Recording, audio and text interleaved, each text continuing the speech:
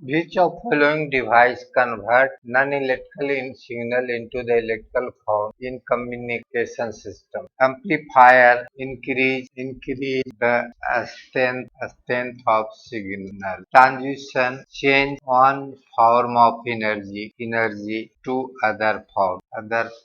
Rectifier change AC into DC. To transducer any form of energy to change from another electrical to non-electrical any form. Therefore, transducer is a correct answer. Which of following form of channel both 1 and 2 are used? Basic phone used by mobile phone or wireless. Both communication system channel is a wireless or cable. If a light and heavy weight have equal kinetic energy, which of following greater momentum? Greater momentum P equal to mv. Kinetic energy equal to half mv square. P square equal to m square v square. Therefore, P equal to 2 mke. Kinetic energy is same, therefore P is proportional to root m. P is proportional to root m. Therefore, body have higher mass, have more momentum. Heavier body have more momentum. Because kinetic energy is same, this is a constant. The P proportional to root m. Therefore, mass is greater than momentum is also greater. Two car of mass m1, दो car है, देख car है, एक का मास m1 है, दूसरे का मास m2, moving with same kinetic energy. Mass m1 is more than mass m1 is greater than दिया हुआ है m। both car have equal retardation when brake apply the distance covered by the both car s1 and s। distance जो चला है both car का kinetic energy same है, तो change in kinetic energy equal to work done। change in kinetic is work done। m1 and m2 the both car have equal retardation। Acceleration है दोनों का बराबर, एक्सलरेशन इज इक्वल है। इसका मतलब जिसका वेलोसिटी ज्यादा होगा वो ज्यादा डिस्टेंस कवर करेगा। तो देखिए हम वेलोसिटी कैसे निकालते हैं। p बराबर होता है मोमेंटम इक्वल टू 2m के। तो m equal p equal to mv equal to 2m ke, v equal to 2 ke by m। Therefore, the mass is maximum।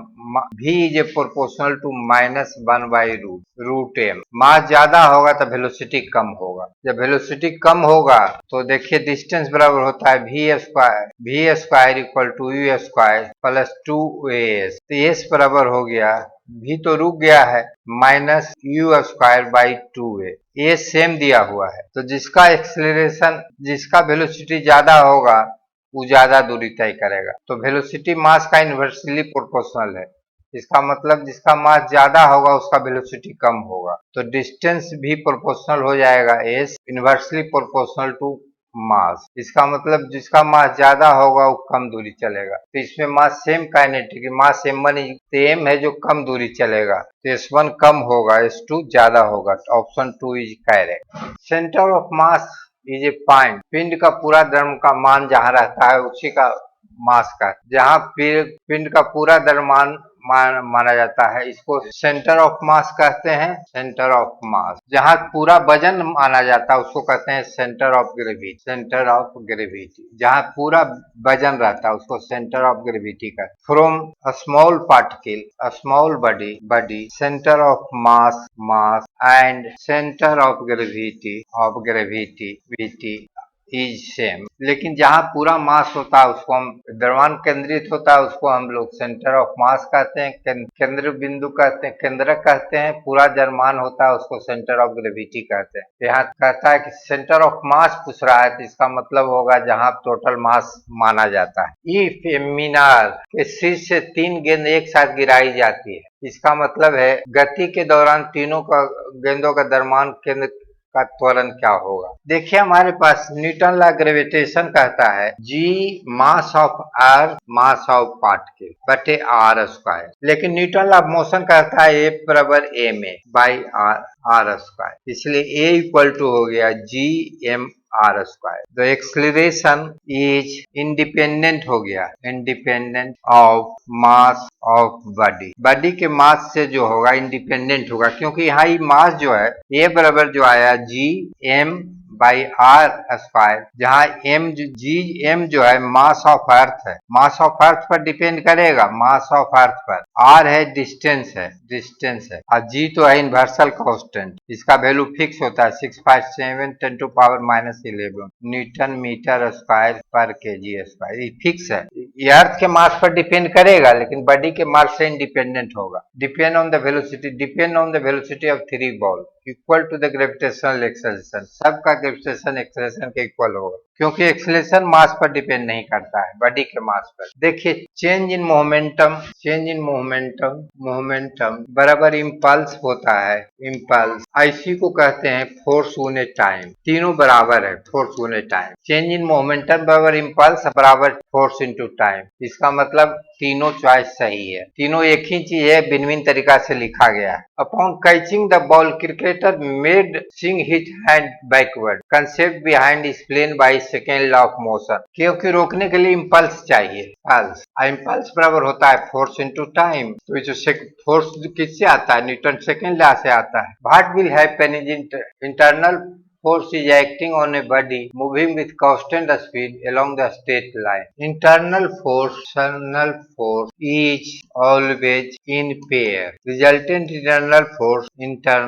force is zero. Therefore, it does not continue to move with uniform velocity. Uniform velocity से चलते रहेगा। Two forces 10 Newton and 5 respectively are acting on the particle. Resultant force never. देखिए resultant force जो होता है F resultant लाई करता है P plus Q और P माइनस Q के बीच, P माइनस Q के बीच में, जहाँ P Q फोर्स है। तो देखिए मिनिमम कितना हो गया 10 माइनस 5, मैक्सिमम क्या हो गया 10 प्लस 5, तो ये हो गया 5 और 15 के बीच में होगा, 15 भी होगा, 5 भी होगा, 15 भी होगा, दोनों के बीच में 12 भी आता ही होगा, लेकिन 4 देखिए दोनों के बीच में नहीं आता, इसलिए 4 नहीं होगा। A car moving on the road, rain falling vertically, select the correct answer. Rain will strike the bind, देखिए जब हम कार चल रहा है रेन वर्टिकली आ रहा है, वर्टिकली आ रहा है, तो एक्चुअल जो रिलेटिव वेलोसिटी होगा उसका डायरेक्शन, कार अगर का मोशन इधर है, motion of car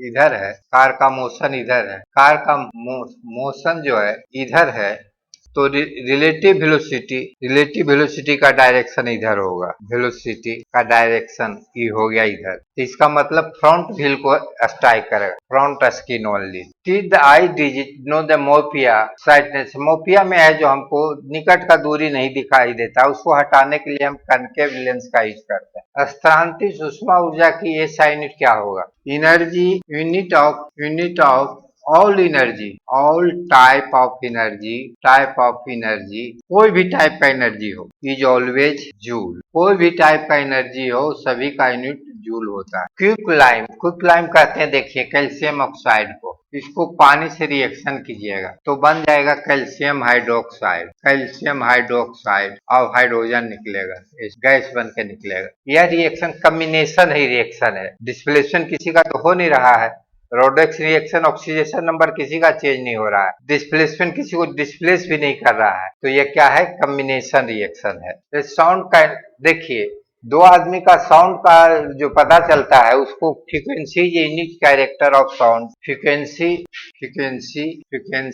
is unique character of wave, कोई भी वेव का यूनिक कैरेक्टर है, उसी से हम उसको डिटेक्ट करते हैं। विटामिन बी जो होता है, vitamin B is soluble in water, water में soluble होता है। Element which have the same mass number, देखिए आइसोटोन, आइसोटोप, आइसोबार, अगर देखिए अब दो एलिमेंट है, carbon 614 and nitrogen 714, mass number same है, देखिए एटॉमिक नंबर डिफरेंस है, ये दोनों क्या है, आइसोबार है, आइसोबार। तो the element which have the same mass number but different atomic number is known as isotone, किसको कहते हैं, आइसोटोन कहते हैं। देखिए आइसोटोन है C6 है 14 है एंड C 12 है, 6 है। तो यहाँ मास नंबर डिफर है, इसको कहते हैं आइसोटोन, टोन कहते हैं इसको। ऊपर होता है मास नंबर, जैसे A लिखा हुआ है यहाँ, किसी का A यहाँ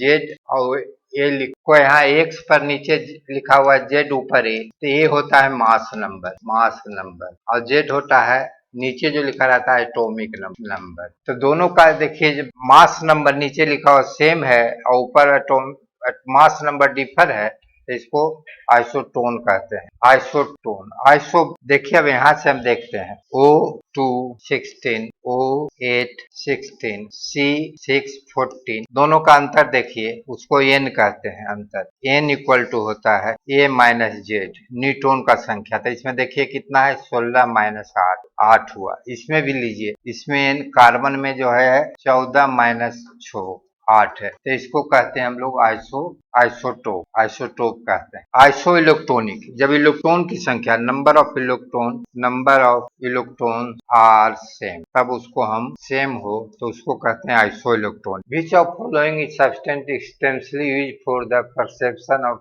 benzoic acid? Water kept in the earthen cup become cool during the summer due to the phenomena. देखिए, अगर हम वाटर यहाँ रखते हैं, पॉट जो बना होता है इसमें वाटर है, तो डिफ्यूज करके बाहर आ जाता है। बाहर जो आता है वाटर, वेपराइजेशन, इवोपरेशन इसका होता है, इवोपरेशन। इसके कारण हीट सोर्सेस से ले लेता है, इसके कारण ही ठंडा हो जाता है। तो evaporation is a cause of cooling of water. Which of following house atom contain sulphuric acid? देखिए, बैटिक में सल्फ्यूरिक एसिड का यूज होता है, H2SO4 का, सल्फ्यूरिक एसिड का। Which of the following device use to measure the thermometer से temperature नापते हैं, टेम्परेचर बैरोमीटर से हम नापते हैं प्रेशर। तो thermometer, barometer use to measure the pressure. The device which electrical device that convert alternative transformer जो करता है change volt potential and current in AC। Rectifier करता है, रेक्टिफायर करता है, AC को DC में बदल देता है।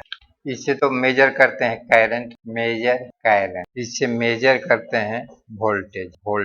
If a gas contain in fix volume, what will be the effect of pressure increase, what is effect of increase in temperature? देखिए, चार्ल्स लॉ कहता है, Charles law, P proportional to T when V and M are constant.